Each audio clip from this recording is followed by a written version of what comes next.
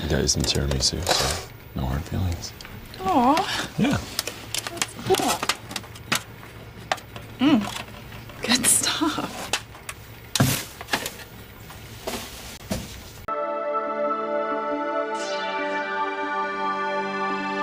Hey guys, welcome to the Liberal Hivemind, a channel solely focused on exposing the abundant hypocrisy of the left. In the frickin' dumpster. I mean, you guys want to talk about government waste? Well, this right here, what I'm going to show you guys, this is what I mean when I speak of government waste. The stuff that we're spending money on exporting to the world that's supposedly making such a big difference, that's changing the hearts and minds and culture abroad in order to make the world a better, more peaceful, and egalitarian place. Well, it's ending up in the dumpster in the back alley. I got a video here that I stumbled upon that I believe was filmed a few years ago in Kabul, Afghanistan. We've got a travel vlogger who's just casually exploring in an alleyway, and then he stumbles upon something quite peculiar. Stacks and stacks of white binders that were dumped in a heap, all marked with the infamous US aid tag, and guess what they were for? Gender sensitivity training, women's agriculture, American taxpayer-funded cultural export programs that the left will tell you are absolutely necessary because they're saving lives, but in reality, it seems as though they're ending up in the frickin' trash, in the trash heap. Let me show you guys this clip, and of course we're going to talk about it, but this video is actually brought to you guys by a sponsor, so let's first play that clip. This video is brought to you guys by American Hartford Gold. Donald Trump is back in the White House, and America is on track to make the biggest economic revival in history. The economy is likely to surge, investment is pouring in, and confidence is returning. And in times like these, it's important to invest properly, and that, my friends, is where American Hartford Gold steps in. Because as we all know, one of the best ways to protect your wealth is by investing in precious metals, that's gold and silver. And friends, American Hartford Gold is simply the best in the business when it comes to protecting you from economic downturns. They have 5-star ratings across the board with an A+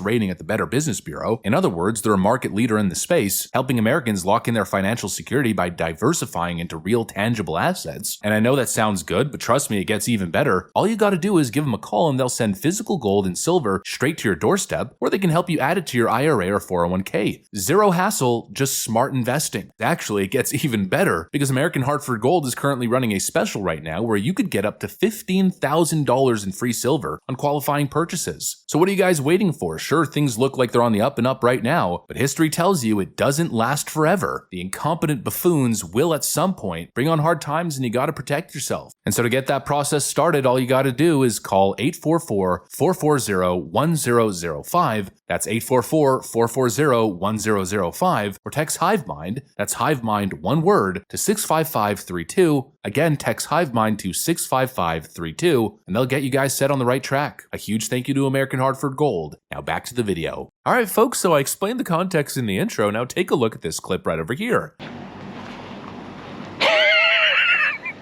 So I found this big trash pile, all trash, things that Afghanis don't need. Loads of chairs, other crap, more chairs, some rugs they don't want. What else don't they want in Afghanistan? Gender sensitivity training. US aid Afghans value chains livestock gender and youth team. Oh no. Women's agriculture. Don't need that anymore. That's for trash heap. More gender sensitivity training. Don't need that. God. Now again, I want to reiterate that this wasn't filmed recently. I believe based on the comments that I was reading and by some of the dates that we're seeing on the folders there, this was back in the 2020-ish period, but even though it may be an outdated video, it's pretty obvious why it's highly relevant to today's conversation now, isn't it? Let's just start off with a question. This is what we're spending billions of dollars on? Trying to push feminism in countries that have absolutely no interest in absorbing Western cultural doctrine? You know, it sounds good on paper, right? Help women in Afghanistan. But obviously it's not working. The materials that we're sending there aren't even being used. No, they're getting dumped. There's no engagement with this stuff, no progress. It's yet again another example of a bureaucratic machine writing checks for what I think is the illusion of progress, mostly. The simple fact is this part of the world wants nothing to do with us. They don't want to be American. They don't want our values. They're telling us that very, very clearly, and really think about what this all culminated in. 20 years of occupation and all these US aid programs. programs. Then we saw Joe Biden's disaster in Kabul back in 2021, and immediately all that supposed progress that we made in the region reverted in a matter of 24 hours. It's almost as if unless we're forcing them, unless we're forcing some sort of regime change, it's just not going to work. They're not interested. And the idea that we should funnel endless amounts of money overseas to push our cultural values on countries with entirely different religious, social, and historical frameworks, well, I think it's not just arrogant, it's also seemingly counterproductive. Not only are we wasting money pushing these delusional US aid programs, but the efforts that we're making seem to be actually doing the exact opposite of what was intended. It seems like over the years we've bred more resentment in the region than cultural adoption. We've created instability, I'd say, more than equality. These ideological projects and our presence in the region has emboldened extremist factions and pushed a lot of people in these regions, regular people, to view the West with suspicion and hostility. We aren't spreading freedom and egalitarian views across the world. No, instead it seems like we're just lighting a geopolitical fire. But if you listen to the left, without these US aid programs, people will die, and America becomes less safe. I don't know about you guys, but I feel like the exact opposite is true. We have spent so much taxpayer money on all kinds of ideological projects, and of course military operations and occupation, and things seem to just be getting worse and worse and worse. It's almost as if we shouldn't be attempting to play God across the world. The idea that we could achieve progress in these nations, or what we view as progress, overnight by spending money on these programs, it seems naive and frankly arrogant. In a way, I'm sitting here asking myself the question, who do we even think we are? And why are we engaging in this kind of work? As I get older and the more I think about this stuff, I become more and more of an isolationist. The Washington elite and the media elite keep harping on and on about how dangerous isolationism is. But who are we to come in and play puppet master in these regions? Shouldn't we just let history form naturally? I mean, sure, not every country lives up to our ideological standards, but neither did we once. Not so long ago. And the whole idea is that slowly but surely countries get better. They go through revolutions and internal conflict and civil war. And the idea is that each society slowly progresses to a better and better image of itself. Shouldn't we just let that happen naturally in foreign regions rather than inserting ourselves and forcing our doctrine and our way of life on other people and their cultures? Especially as we gather more and more historical evidence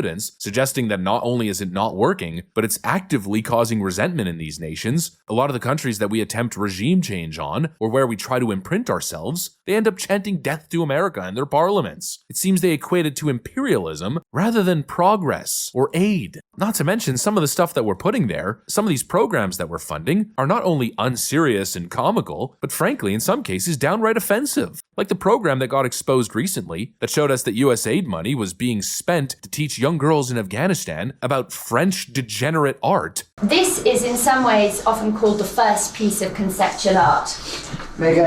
این که ما می‌بینیم نمونه اینه بعضی مردم اولین کار هنری مفکوره‌ای میگن. Does anyone know what it is?